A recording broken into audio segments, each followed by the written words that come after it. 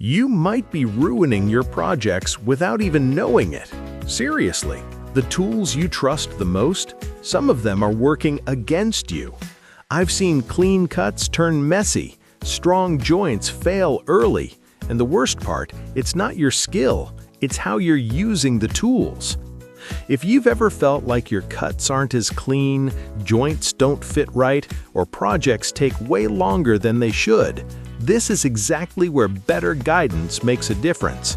That's why I recommend checking out a full woodworking resource that includes step-by-step plans, videos, and even beginner to pro guides.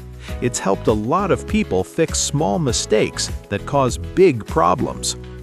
Get instant access to 16,000 woodworking plans, CAD Plan Viewer, 150 premium videos, how to start a woodworking business, complete woodworking guides, free custom plan request, and download free plans for life.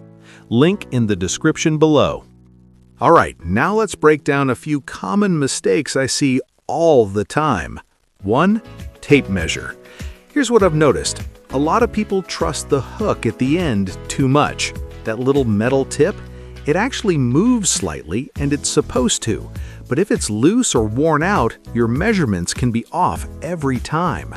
I've made this mistake myself.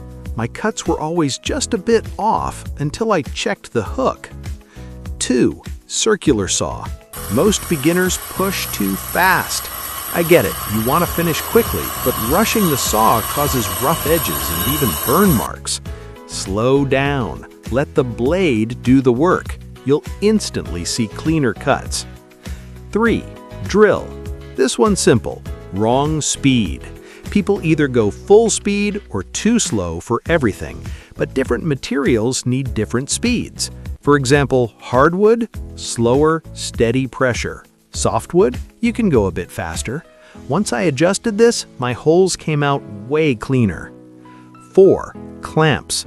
More pressure doesn't mean better results. I used to over-tighten clamps thinking it made joints stronger. Turns out, it can actually weaken glue joints by squeezing too much glue out.